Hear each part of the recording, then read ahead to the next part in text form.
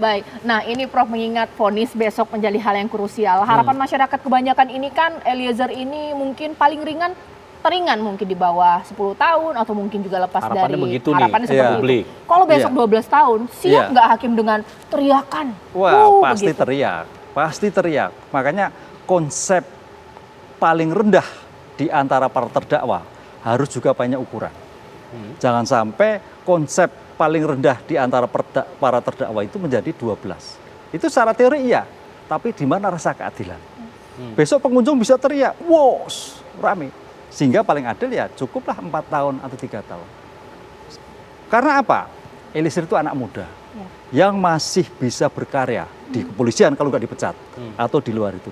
Karena prinsip peradilan kita bisa katakan adalah rehabilitatif.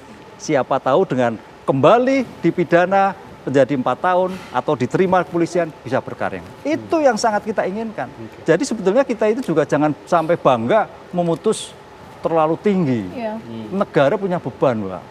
Pembinaannya juga sulit, biayanya juga mahal, kecuali kasus-kasus yang sangat luar biasa seperti kasus ini nggak masalah. Tapi kasus yang kalau memang perlu adanya suatu tanda petik rehabilitatif itu nggak perlu tinggi-tinggi. Ya. Nggak, tadi kan tapi di awal tadi Prof bilang kemungkinan 12 tahun sama dengan tuntutan. Iya. Oke, kalau saya pakai logika awam, Iya. kalau hakim berani memutuskan lebih tinggi untuk terdakwa yang lain, yang bukan JC, mungkin saja hakim bisa berani untuk memberikan hukuman yang lebih ringan untuk Eliezer sebagai seorang JC. Semoga seperti itu. Itu masuk logika hukum apa? Masuk logika. Karena itu juga konteksnya adalah terendah di antara para terdakwa. Jadi terendah itu bisa 12 tahun, bisa 1 hari. Di dalam sampai segitu ya? Iya, rentangnya banyak. Itu Mbak Caca. Ya. Itu saya kira bisa itu. Nggak ada ukurannya. Dalam vonis, Prof, hakim kan memberikan kesimpulan atas hal-hal yang bertentangan selama persidangan. Soal Sambo punya sarung tangan atau tidak, Glock, bahkan juga dugaan kekerasan seksual Putri Chandrawati. Sekiranya untuk Eliezer, apa kesimpulan yang nanti akan memberatkan Eliezer dan jadi kesimpulan oleh hakim? Menurut saya, kalau kita mengacu pada dakwaan, itu adalah penembakan. Ya. Penembakan yang tidak hanya 1 kali, tapi 2, 3 kali, 4 kali. Itu yang kemarin dirasakan bagaimana seseorang sakitnya ditembak. Wong ditendang aja sakit, apalagi dengan peluru.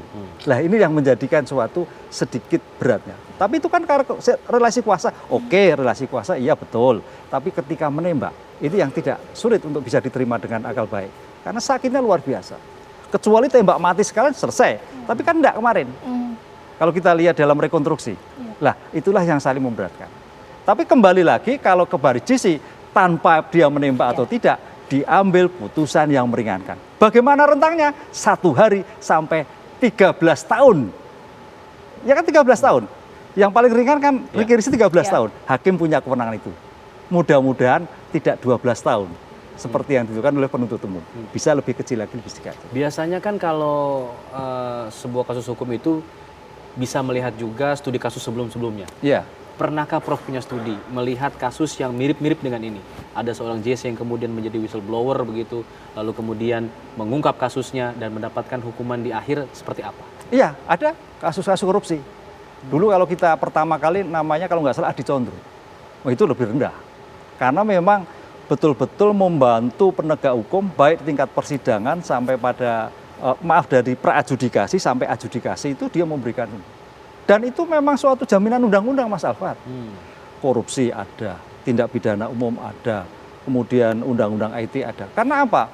Membayangkan bagaimana seorang penegak hukum ketika TKP, barang bukti itu sudah rusak. Itu pusingnya setengah mati.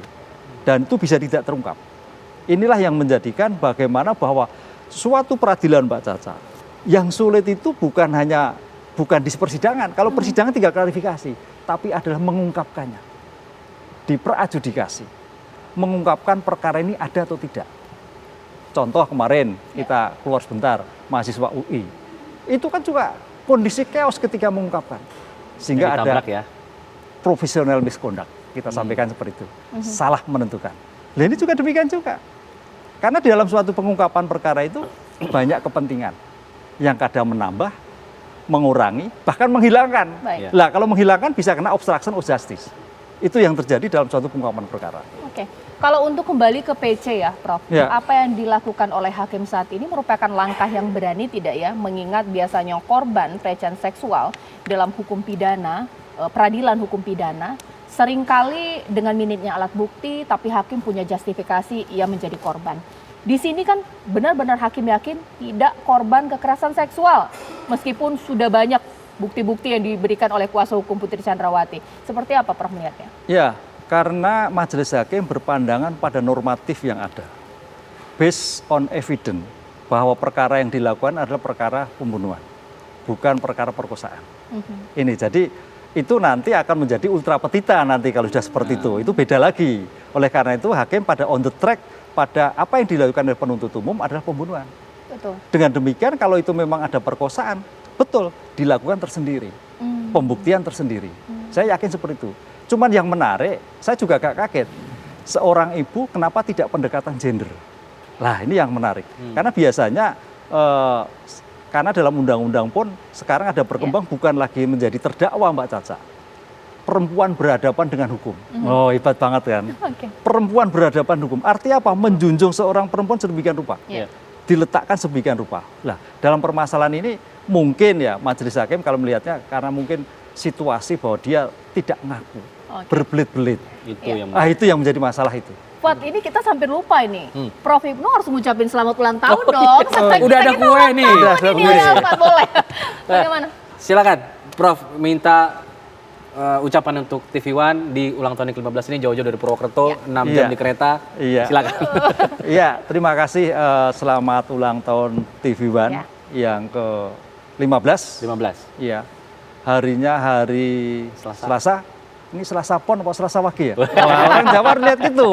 Itu hari baik, Hari baik ya. kan gitu. Nah, mudah-mudahan berita yang dilakukan selama ini saya melihatnya cerdik dan inspiratif. Wah.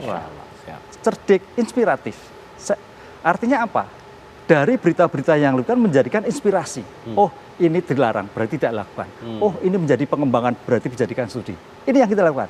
Karena kalau berita hanya umum, enggak. Tapi rupanya TV One selektif yang membuat inspiratif bagi kemajuan bangsa dan negara. Wah, amin. Terima kasih Prof. Jangan bosan-bosan ya Prof. Iya, Jadi Mbak. narasumbernya TV One di Siap. semua program ya Alfat ya. Iya. Oke, Pak. Sering-sering. Baik, terima kasih Prof Ibnu. Iya. Terima Dan kasih. Iya. pemirsa, terima kasih sudah mengikuti perbincangan kami. Tapi kita Iya. masih akan terus nanti Betul. selepas jeda kita akan lihat bagaimana persiapan di venue utama betul, di Hotel betul. Four Seasons ya. Sesaat Karena nanti ada lagi. main event. Sesaat lagi, jangan kemana-mana.